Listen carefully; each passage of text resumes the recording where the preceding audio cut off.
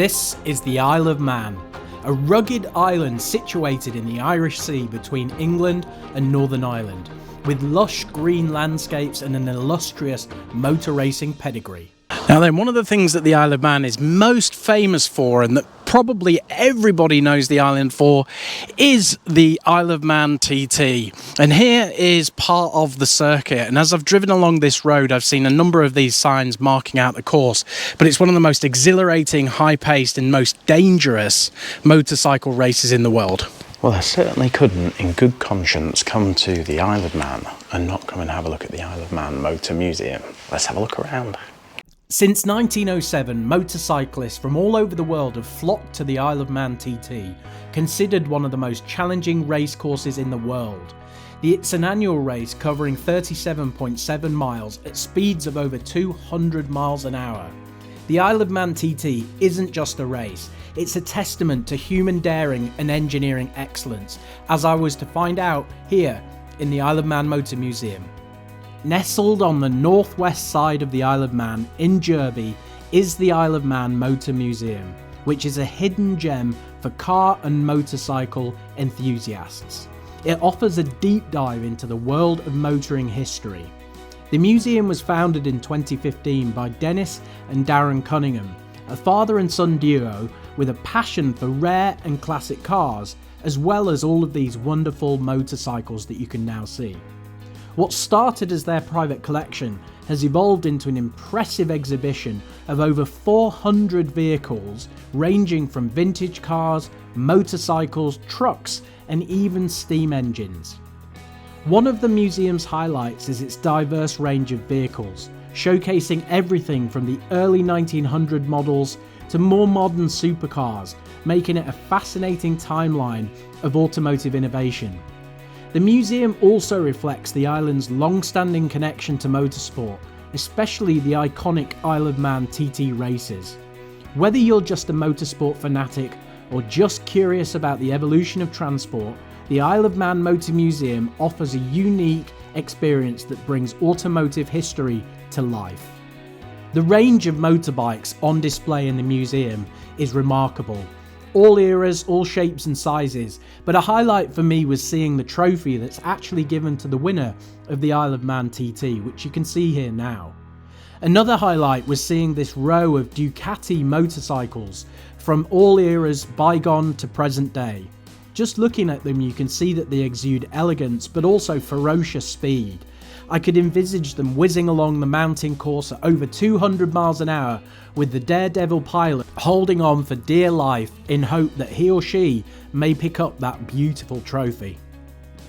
The museum's motorcycle range doesn't limit solely to the Isle of Man TT, however. Here we can see a 350 Manxman, a bike used in speed trials, and in just a moment you'll see alongside the fuel tank a sticker saying thanks to my wife, who I'm sure was pleased to see the rider come home.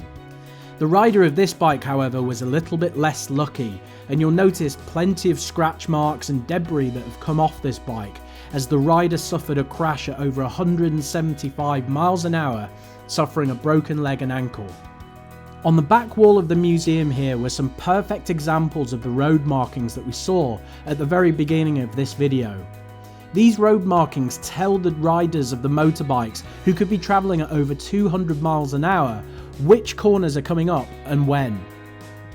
Having driven the course myself, but on four wheels as opposed to two, I can tell you that there are a lot of lumps and bumps on the road.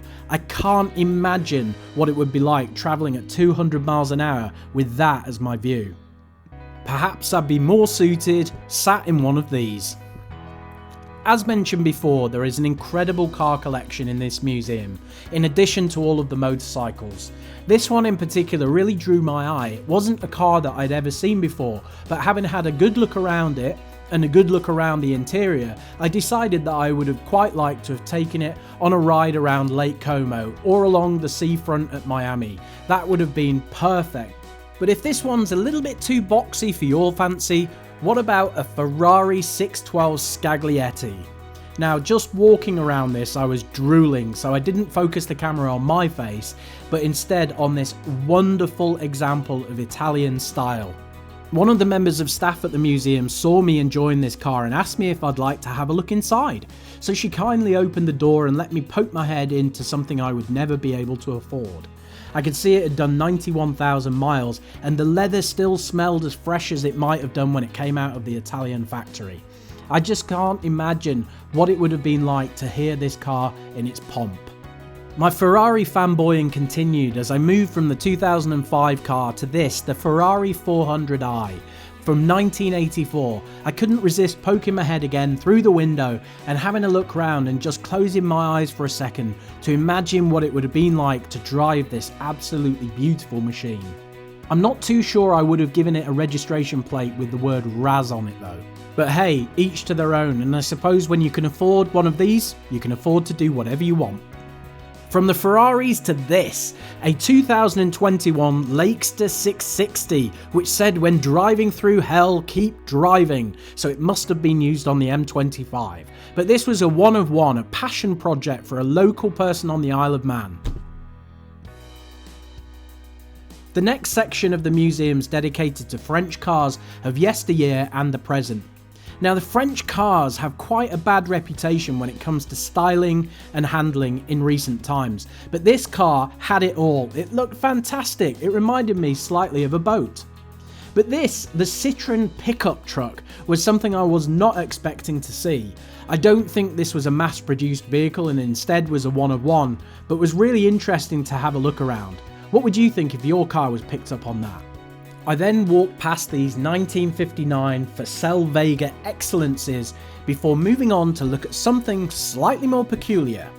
It was hard to contain a smile as I saw these cars here that looked more like protractors and set squares that you get in school. This one in particular looked like my wheelie bin that the council picks up every other Wednesday. From the ridiculous, we go to the sublime.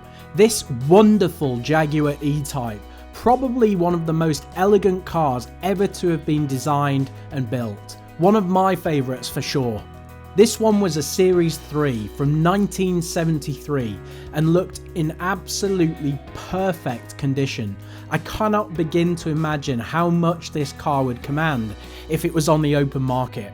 I can definitely imagine there would be plenty of suitors, and if I had a few £100,000, I'd probably be one of them. I've long harboured a dream to visit the US and go coast to coast, and one of the ways to do it could be in this scenic cruiser Greyhound bus. Each of the seats here is next to a huge window, whether it's on the roof or the sides of the vehicles, giving you uninterrupted views out across the American landscape.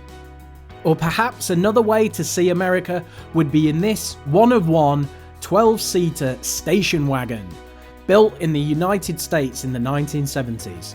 Or if a more luxury way of travelling is your thing, then perhaps this 1965 Mercedes-Benz 600 is just for you. This really gave me that kind of villainous dictator vibe, and I can truly imagine sitting in the back with a cigar being driven along looking out the window. Even Idi Amin had one. But what if you need to make a swift exit over water? Well, of course you need an amphibious vehicle, and here you had the 2003 Gibbs Aquada, a car which within 15 seconds would transform from a road-faring vehicle into a seafaring vehicle. And at the back here you can see the propulsion system at the bottom in the centre. Next up was the Bond Bug, a vehicle made in the 1970s and that starred in the Land Speeder, a 1977 Star Wars film. This museum has the most remarkable vehicle collection I've ever seen, including this, a 1970s Lincoln Continental limousine, fitted with the first television ever put in a car, which you can see there in that wooden box. This particular vehicle was used by the US Secretary of State, and you can just imagine them sitting in the back of this vehicle, driving between appointments, talking about things such as the Cold War. The final section of the car museum included these modern classics. There were Ferraris and Porsches, but my favourite was a 1961 Austin Healey Lightweight Competition 3000 Mark I. Now I have to say, I hadn't seen this particular model before, but I was absolutely bowled over by its beauty.